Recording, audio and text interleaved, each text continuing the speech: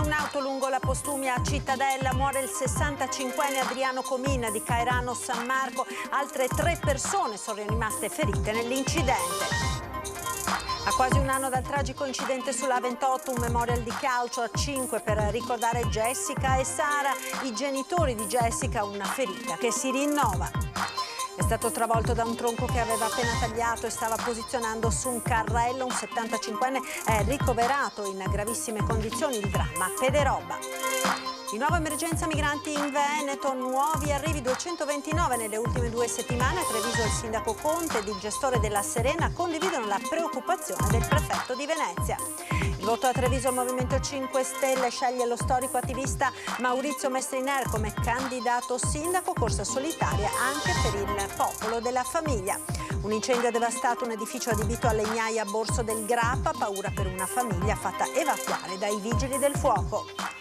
Ladri di automobili scoperti in poche ore grazie alla collaborazione tra cittadini e carabinieri. Il colpo a Motta di Livenza. A Cassugana oggi le premiazioni del concorso fotografico dedicato al Natale incantato. A vincere la casalinga Adriana Moro. Telespettatori di Antenna 3, buonasera e ben ritrovati con l'edizione di Treviso dei nostri telegiornali. Apriamo con la cronaca perché purtroppo dobbiamo registrare l'ennesima tragedia della strada. Lo schianto frontale tra un'auto ed un furgone si è verificato poco dopo le 13 lungo la regionale Postumia a Cittadella. Ad avere la peggio un 65enne di Caerano San Marco, morto poco dopo l'arrivo all'ospedale. Altre 3 persone sono rimaste ferite. Viaggiava a bordo del doblò Adriano Comin, 65 anni, residente a Caerano San Marco, morto dopo essere rimasto coinvolto in un gravissimo incidente avvenuto intorno alle 12:30 lungo la strada regionale 53 Postumia a Cittadella. Uno scontro frontale violentissimo tra il furgoncino che viaggiava in direzione Vicenza e l'Audi A6 condotta da un 23enne di Castelfranco Veneto che si muoveva in direzione opposta. L'esatta dinamica è al vaglio della polizia locale di Cittadella, ma ai soccorritori arrivati sul posto sono apparse da subito disperate le condizioni del 65enne, estratto dalle lamiere dai vigili del fuoco e morto poco dopo l'arrivo all'ospedale di Cittadella. Il figlio dell'uomo è stato stabilizzato e trasportato con l'elicottero a Padova, dove si trova ricoverato in gravi condizioni. Feriti e portati all'ospedale di Cittadella anche la fidanzata di quest'ultimo. La famiglia viveva a Caerano San Marco e il conducente dell'Audi. Le loro condizioni non destano preoccupazioni. Per permettere i rilievi, il traffico è rimasto bloccato in entrambe le corsie di marcia, causando gravi disagi alla circolazione. È quasi un anno dal tragico incidente sulla A28 nel quale persero la vita Sara Rizzotto e Jessica Fragasso. Un memorial di calcio a 5 per ricordarle. Si è giocato oggi pomeriggio al Palazzetto dello Sport di Mareno di Piave. Molti hanno voluto dimostrare la loro vicinanza alle famiglie delle 2 giovani cugine. Diamo inizio al torneo in onore di Jessica e Sara, aprendo uno striscione che ci accompagnerà per tutto l'evento. Ora chiedo a tutti un minuto di silenzio al fischio dell'arbitro. Grazie. Un torneo di calcio a 5 per ricordare Sara Rizzotto e Jessica Fragasso, le 2 giovani cugine morte lo scorso 30 gennaio sulla A28, quando l'auto sulla quale viaggiavano assieme alle figliolette di Sara venne travolta dal SUV di Dimitre Traikov, 62enne, imprenditore bulgaro che per quei fatti è stato condannato per omicidio stradale e omissione di soccorso. A quasi 2 settimane dal primo anniversario della tragedia, il dolore si rinnova. Fra 16 giorni è un anno che sono mancate e sarà difficile come è stato difficile fino adesso e proviamo a vivere lo stesso. È una ferita che si apre già tutti i giorni questa ferita, ma l'anno è ancora più grande questa ferita.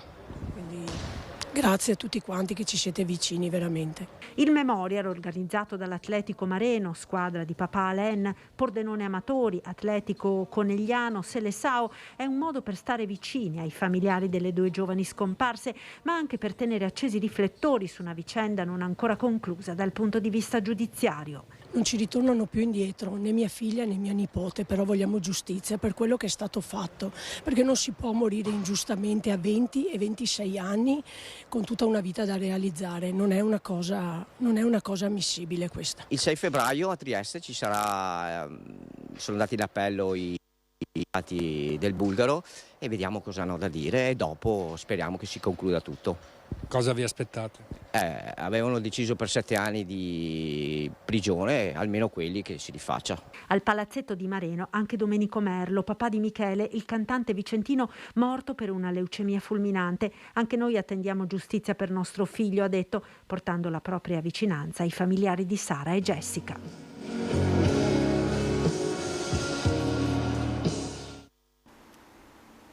Ed ora ritorniamo sul caso della donna che domenica scorsa ha imboccato la tangenziale contromano. Ha suscitato diverse perplessità il fatto che non sia stata sanzionata una volta identificata.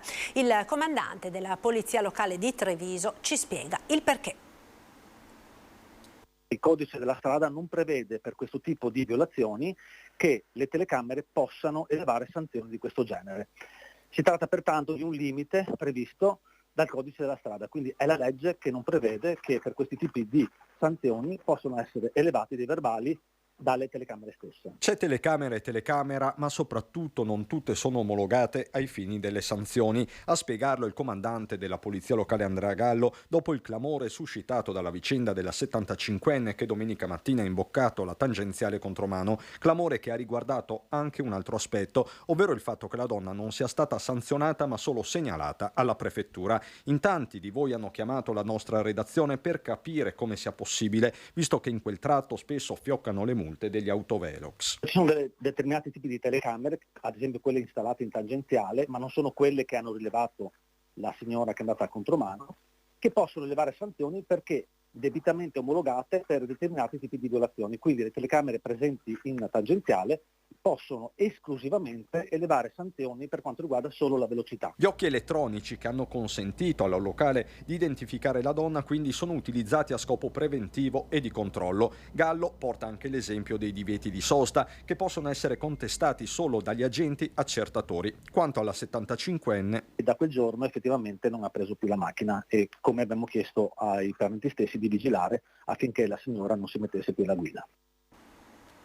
Ancora cronaca, è stato travolto da un tronco che aveva appena tagliato e che stava posizionando su un carrello da trasporto. Un 70enne ricoverato in gravissime condizioni all'ospedale di Treviso. L'incidente a Pederobba in via Monfenera, poco dopo le 13 nel terreno di proprietà dell'uomo. L'allarme è stato dato dai familiari che hanno assistito alla scena. Sul posto l'elisoccorso del SUEM che ha trasportato l'anziano nel nosocomio trevigiano e i carabinieri della compagnia di Montebelluna. Al momento non sono emerse responsabilità di terzi nell'accaduto.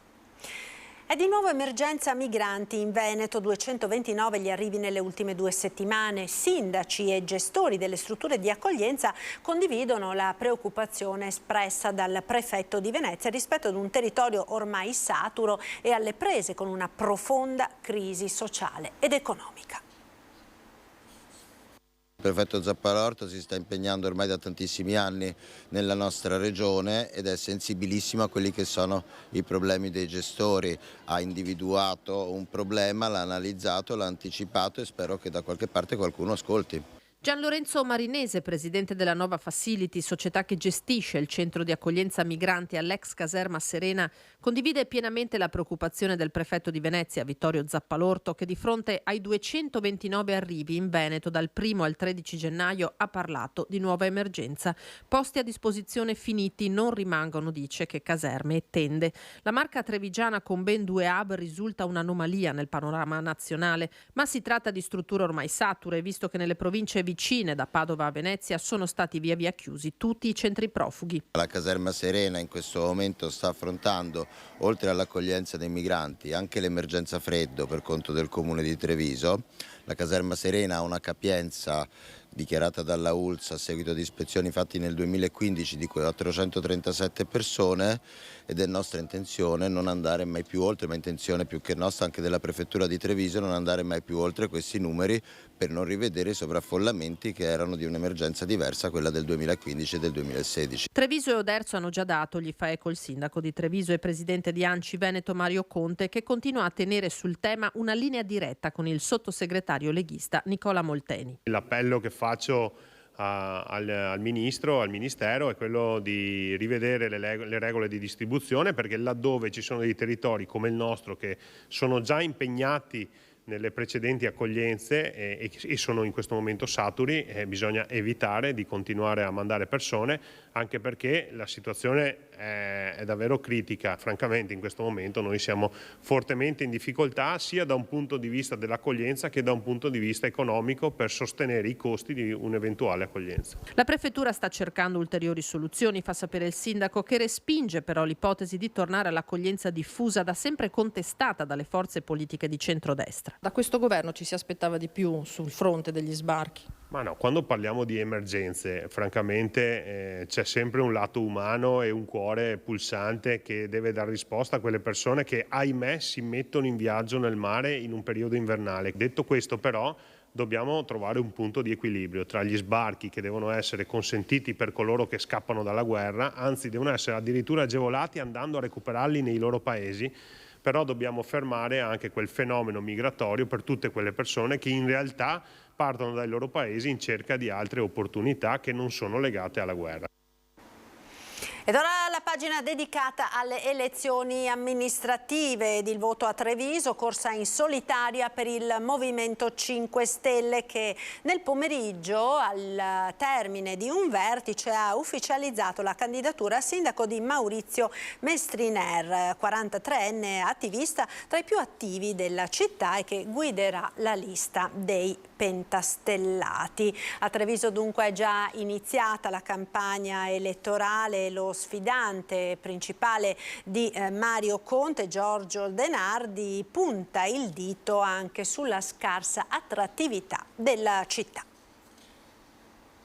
Al di là degli slogan, al di là di quella apparenza che è bellissima, perché Treviso è bellissima, però ci sono tanti argomenti che vanno affrontati per far diventare la politica una cosa alta, una politica con la P maiuscola, quella che la generazione dei politici che hanno fatto la guerra ci hanno insegnato. Un'agenda sempre più fitta, quella di Giorgio Denardi, a 24 ore dalla decisione che lo ha fatto scendere in campo per Casugana nella coalizione con Civici e PD che sfiderà Mario Conte. Di qui in avanti sono i giorni decisivi per mettere nero su bianco le liste e gli eventuali nuovi alleati della compagine chiamata a sfidare il blocco granitico del centrodestra. Una campagna elettorale entrata nel vivo e su più terreni, non solo quello su viabilità, pedonalizzazione, sicurezza e riqualificazione. Si offre poco ai giovani, si offre poco di attrattivo. Per me questo è uno dei punti sicuramente da sviluppare. Treviso non è una città per giovani, attacca l'imprenditore, e la scarsa attrattività è generalizzata a causa di un'assenza di coordinamento vero. Manca completamente, secondo me, l'offerta culturale, sportiva, in genere. Quindi artistica, mancano gli spettacoli, mancano i grandi eventi, certo. La città è veramente piena di interessi, di spinte interessi positive, intendo, e di passione che va in qualche modo orchestrata verso un futuro che possa vedere integrate queste cose, non puntualmente gestite senza un minimo di coordinamento. Pronta la risposta del sindaco Conte al suo sfidante, non so se Denardi di che città stia parlando, dice quando definisce Treviso poco attrattiva. Faccio un invito, confrontiamoci su quelle che sono le idee di futuro, perché se no continuare a parlare raccontando mezze bugie alla cittadinanza, raccontando che Treviso non è attrattiva quando è strapiena di gente, francamente è una partita che in questo modo io non voglio giocare. Iniziative spot slegate una dall'altra, mancanza di grandi eventi, il ritratto di una Treviso che non brilla dal punto di vista culturale e sportivo, abbozzato dal candidato sindaco di centrosinistra e liste civiche Giorgio De Nardi, sarebbe falsato, secondo l'attuale numero 1 di Casugana, Mario Conte. Dispiace che sia questo l'atteggiamento che il candidato De Nardi vuole assumere, perché tra l'altro è un atteggiamento che è distante dalla realtà.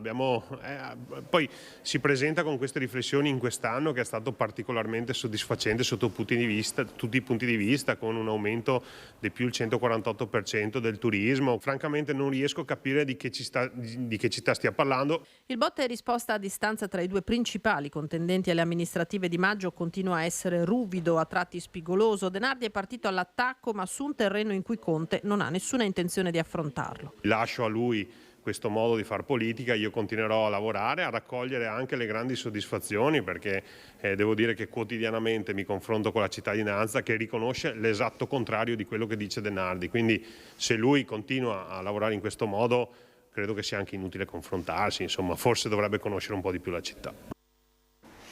Ed in relazione alle prossime elezioni amministrative a Treviso, anche il Popolo della Famiglia ha deciso di partecipare con un proprio candidato sindaco ed una propria lista. A comunicare la decisione del coordinamento regionale è Carla Condurso, la presidente del Circolo di Treviso del Popolo della Famiglia. Il nome del candidato sindaco verrà ufficializzato nei prossimi giorni. Nuovo corteo Novax a Treviso, questa volta per protestare contro quelli che vengono definiti gli effetti avversi del vaccino anti-Covid. Alla testa del corteo l'ex sindaco di Santa Lucia di Piave, Riccardo Zumski.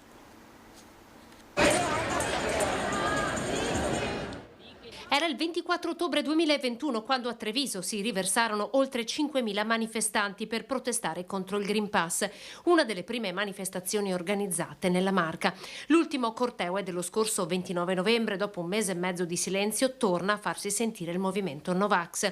L'ultima sfilata, erano 1 migliaio, per inneggiare a medici e infermieri mai vaccinati, poi reintegrati. Oggi, sempre attraverso Telegram, è stato convocato un nuovo corteo per sabato 21 gennaio. La partenza resta da via Roma alle 15 come per i precedenti, per proseguire poi lungo il Calmaggiore fino a Piazza Indipendenza. La stessa manifestazione è stata convocata in altre città italiane, questa volta per protestare contro le reazioni avverse che il vaccino anti-Covid, secondo i manifestanti, avrebbe causato. Alla testa del corteo è relatore a margine anche l'ex sindaco di Santa Lucia di Piave, Riccardo Zumski, insieme a Daniele Giovanardi e agli avvocati Jenny Lopresti e Alberto Poli. Diritto all'informazione e dovere di informare i cittadini su quello che accade nell'ULSS 7 Pedemontana. Sul caso Bramezza, ospite del nostro direttore Baciali a Focus su Rete Veneta, l'avvocato Maurizio Paniz, che ha difeso l'ingegner Giovanni Iannakopoulos smantellando l'impianto accusatorio. Il legale mette in fila i passaggi che hanno portato al pronunciamento del Tribunale del riesame. Diritto all'informazione e dovere di far emergere una situazione legata alla sanità pedemontana senza che vi sia mai stata diffamazione. Rimette in ordine i fatti l'avvocato Maurizio Paniz, che ha difeso l'ingegner Giovanni Iannakopoulos nella vicenda dell'ULSS 7 e del DG Carlo Bramezza, smantellando l'impianto accusatorio, come confermato dal Tribunale del riesame. Quando una emittente si trova di fronte a migliaia di firme dei cittadini di un territorio che si lamentano per disfunzioni di carattere gestionale nell'ULSS 7 Pedemontana, quando ci sono moltissimi amministratori comunali e addirittura sovracomunali, regionali, eccetera, che avallano queste contestazioni, quando ci sono critiche che concernono la soppressione di un reparto come quello di senologia, eccetera.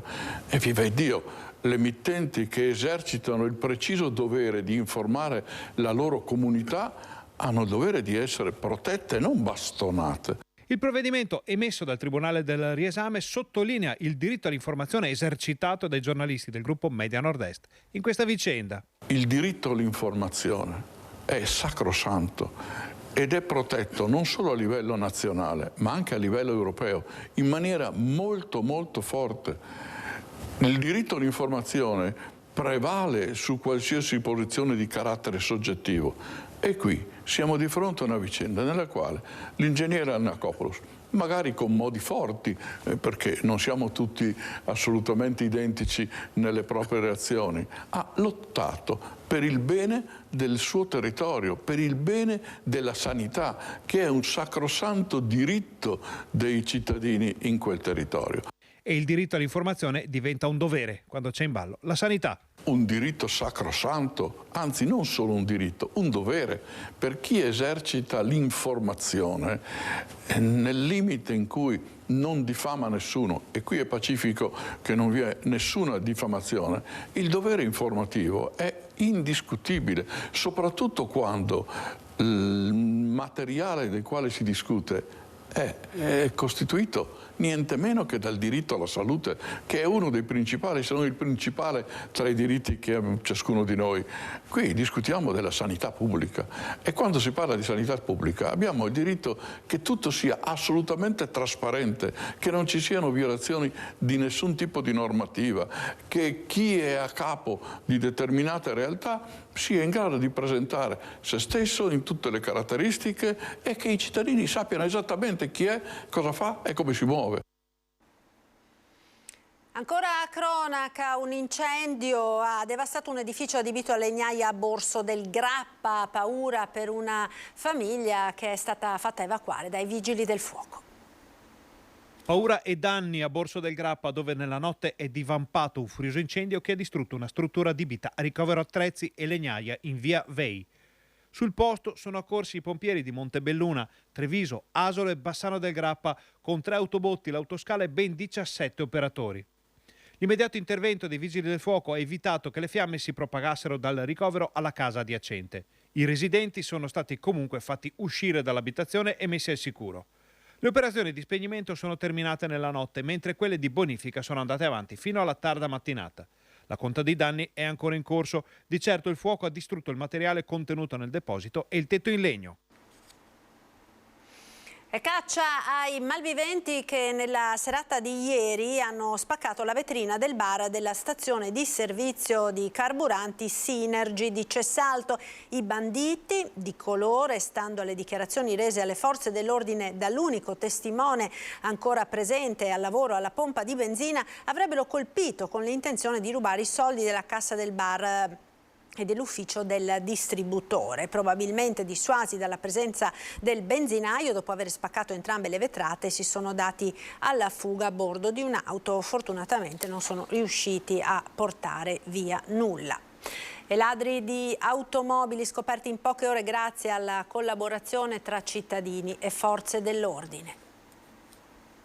Giovedì notte rubano un'auto da un'officina di Motta di Livenza, entrano forzando il cancello e portano via una Jeep Grand Cherokee. Il titolare denuncia il furto del mezzo ai carabinieri che subito si mettono sulle tracce dei ladri. Fondamentale la testimonianza del titolare di un agriturismo in cui i due si sono fermati per la notte, che ha segnalato l'auto alle forze dell'ordine. Si tratta di una coppia di livornesi di 36 e 41 anni. I due potrebbero essersi macchiati di altri furti simili compiuti nell'ultimo periodo proprio nella zona dell'Opitergino Mottense. Intanto sono stati denunciati per ricettazione. Posti di blocco e controlli rinforzati nell'area pedemontana partendo da Farra di Soligo dopo i numerosi furti messi a segno nelle ultime settimane dalle bande di predoni. In supporto, come vi abbiamo raccontato ieri sera, anche il 4° battaglione dei Carabinieri di Mestre per pattugliare le strade. Sentiamo com'è andata. Questa sera c'è una grossa operazione in tutto il territorio con diversi posti di blocco. Siamo fuori anche noi con la polizia locale e quindi insomma speriamo veramente che finiscano presto o perlomeno che vengano arrestati. Scende il buio e scattano i controlli a Farra di Soligo, una risposta ai continui raid di malviventi che hanno esasperato i cittadini. Dopo i numerosi furti messi a segno sono iniziati i controlli straordinari delle forze dell'ordine, programmati pattugliamenti e i posti di blocco in diverse strade. In supporto è arrivato anche il 4° battaglione dei Carabinieri di Mestre, con loro anche il sindaco di Farra di Soligo che aveva sollecitato un potenziamento dei controlli per prevenire i furti furti in tutto il territorio del quartier del Piave, dove l'allarme della popolazione è elevato. L'idea è quella proprio di cercare di scoraggiare questa gente a continuare a fare dei furti e a mettermi in difficoltà il paese, perché ci sono due sentimenti che aleggiano. Uno è la paura e uno è la rabbia, e quindi quello che io continuo a dire ai cittadini è di segnalare al 112 se ci sono movimenti e persone sospette, così come anche le macchine, così come dico sempre: accendete gli allarmi, accendete qualsiasi dispositivo che possa scoraggiare questa gente ad entrare nelle nostre case. I controlli continueranno anche nelle prossime settimane. Rimane fondamentale la collaborazione dei cittadini. L'invito è sempre di prestare attenzione a tutti i movimenti sospetti e di allertare subito il 112 o il 113 per garantire l'intervento immediato delle forze dell'ordine. Nelle prossime settimane a Farra verrà anche ampliato il sistema di videosorveglianza comunale. Gli occhi elettronici e i sistemi di rilevamento targhe saranno di supporto alle indagini dopo ogni reato. Dal carburante alle bollette di luce e gas, con l'inflazione crescono le spese obbligate delle famiglie venete, che sfiorano ormai il 60% delle uscite mensili. Tra il 2021 e il 2022 le cosiddette spese obbligate di una famiglia veneta media sono aumentate del 17,2%. A causa dell'inflazione anche in Veneto spendiamo di più, portiamo a casa meno beni, la gran parte della spesa, quella per cibo, carburante e bollette, la facciamo per vivere, per raggiungere e tornare dai luoghi di lavoro. Secondo una stima dell'ufficio studi della CGA, nel 2022 una famiglia veneta media ha speso 2.153 euro al mese, di cui ben 1.257 di acquisti obbligati, irrinunciabili, 312 euro per benzina o gasolio e spese sui mezzi pubblici, 453 euro per la manutenzione della casa, le bollette di luce e gas e le spese condominiali, e infine 493 per il cibo e le bevande analcoliche. I rincari dell'anno scorso hanno fatto crescere l'incidenza di questi acquisti obbligati di quasi 4 punti percentuali rispetto al 2021.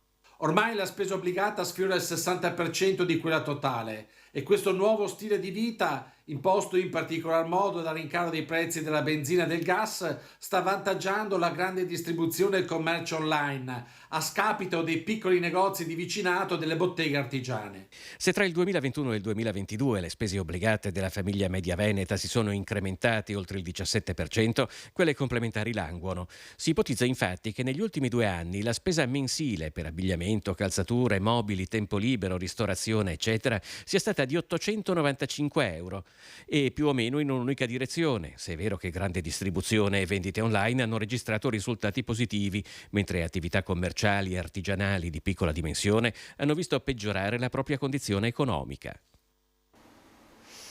A Cassugana questa mattina le premiazioni del contest fotografico dedicato al Natale Incantato, immagini social che per il Comune di Treviso contribuiscono alla promozione turistica del Comune. Sono una casalinga con la passione per la fotografia e il cucito. Piazza dei Signori, i rami dell'albero addobbato e sullo sfondo la giostra a cavalli. Con questo scatto realizzato con il telefono durante un momento di shopping, Adriana Moino di Preganziol è risultata la vincitrice del contest fotografico Porta con te la Treviso Incantata, lanciato da Cassugana nell'ambito del Natale Incantato 2022. Su Instagram oltre 400 scatti con l'hashtag Treviso Incanta, in 11 quelli con più like sono andati in finale per essere poi giudicati da una giuria tecnica. Mi è piaciuto immortalare la magia della giostra, che secondo me l'albero di Natale e la giostra sono cose che fanno tornare un po' bambini. Secondo gradino del podio per Davide De Cia, terzo ex equo per Giovanni Tosatto e Tiziana Botteon. I premi consistono in coupon per stampare queste immagini digitali e social che diventano a loro volta strumento di promozione turistica della città. È stato difficile scegliere i vincitori? Diciamo che c'è sempre un po' di difficoltà, un po' di imbarazzo, perché con la città addobbata a Natale le foto bellissime sono tante, però poi guardandole bene, come sempre, una buona scelta si riesce a fare, ma senza dimenticare che comunque tutte le foto in sé hanno un qualcosa di emozionale, quindi non dipende solo dalla bellezza della foto in sé. Ha vinto una foto scattata col cellulare. Ma guardi, sfonda una porta aperta. Se fino a un po' di anni fa anch'io criticavo questa cosa qua, devo dire che se c'è un po' di competenza, anche le foto fatte con i cellulari possono essere molto ma molto belle. Ed ora spazio alle notizie da Belluno e provincia.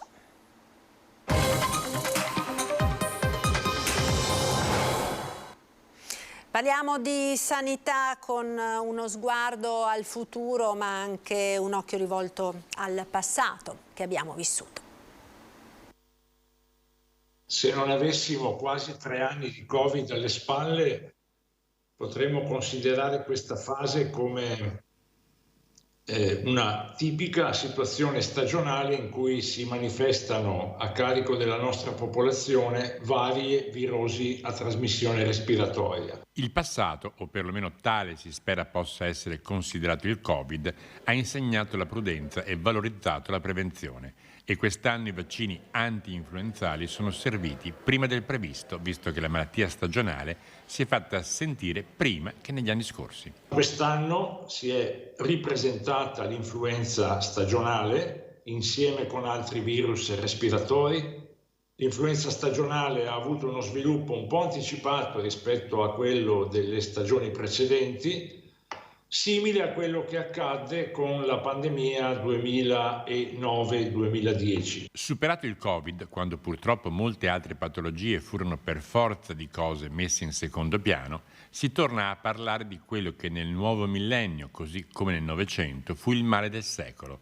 Parliamo di quelle patologie tumorali per le quali la sanità pubblica è impegnata in uno screening generale allo scopo di intercettare la malattia quando ancora è curabile. Tutti i cittadini nelle fasce d'età di screening ricevono a casa loro una lettera invito firmata dal responsabile del programma e dal medico di famiglia di regola, e quindi aderire a questo invito che prevede un giorno e un'ora in cui con facilità, senza liste d'attesa, senza pagamento di ticket, si accede ad eseguire un test semplice di grande importanza sanitaria e sociale. Io credo che l'adesione a questo invito sia un passo che ogni cittadino del nostro territorio è chiamato a compiere per il suo bene e per il bene della comunità.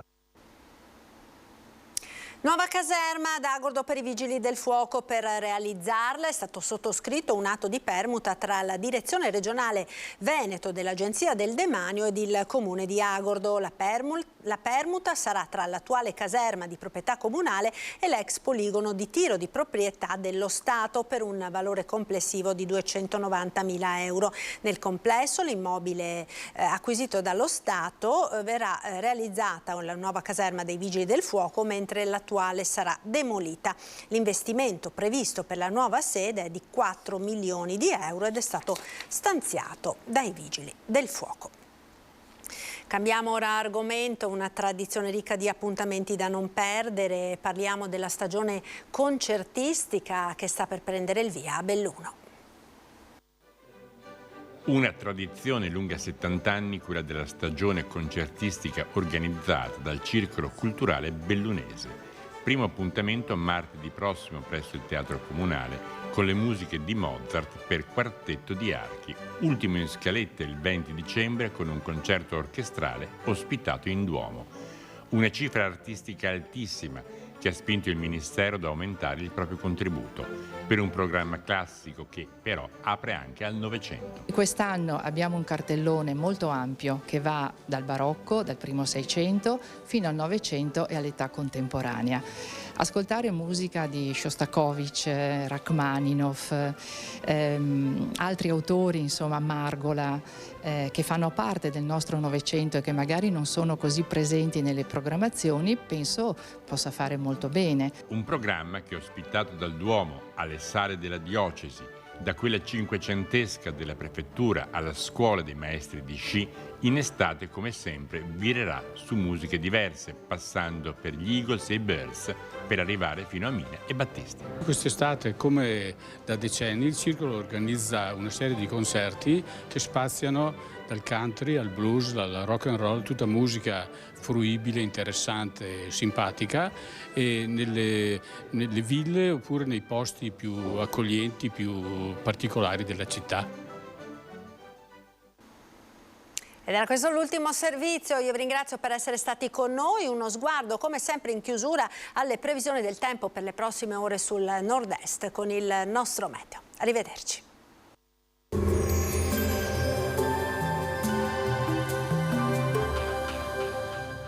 Cooperativa Agricola Volpago offre carne fresca di prima qualità. Ci trovi a Volpago del Montello, Pieve del Grappa, Tre Baseleghe e presso lo spaccio del contadino a Dolo e Massanzago. Bentrovati al meteo. Pressione atmosferica in calo, una perturbazione si avvicina al nostro territorio causando un peggioramento del tempo. Vediamo insieme il dettaglio. Sul Veneto la grafica di domenica 15 gennaio ci mostra una situazione instabile. Avremo nubi basse, foschie e locali nebbie nelle ore più fredde in pianura. Dal pomeriggio saranno poi probabili precipitazioni inizialmente deboli e discontinue, poi dalla serata più diffuse e consistenti. Limite della neve intorno a 800-1000 metri sulle Dolomiti, a 1100 metri sulle Prealpi. Ecco, sia sulle Dolomiti sia sulle Prealpi permane un marcato pericolo di valanghe, grado 3 della scala di riferimento europea.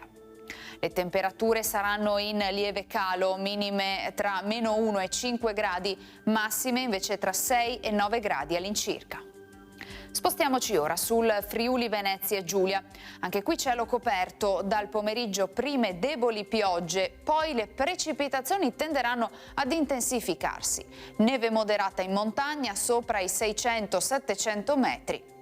Temperature minime tra 2 e 7 gradi, massime intorno agli 8-12 gradi all'incirca. Infine diamo uno sguardo alla situazione del Trentino Alto Adige. In questa domenica prevarranno le nubi e in serata arriveranno anche le precipitazioni. Saranno nevose oltre i 700 metri di quota. Temperature minime intorno a 0-3 gradi, massime sui 9-10 all'incirca. Dal meteo di Antenna 3 per ora è tutto, grazie per l'attenzione, arrivederci.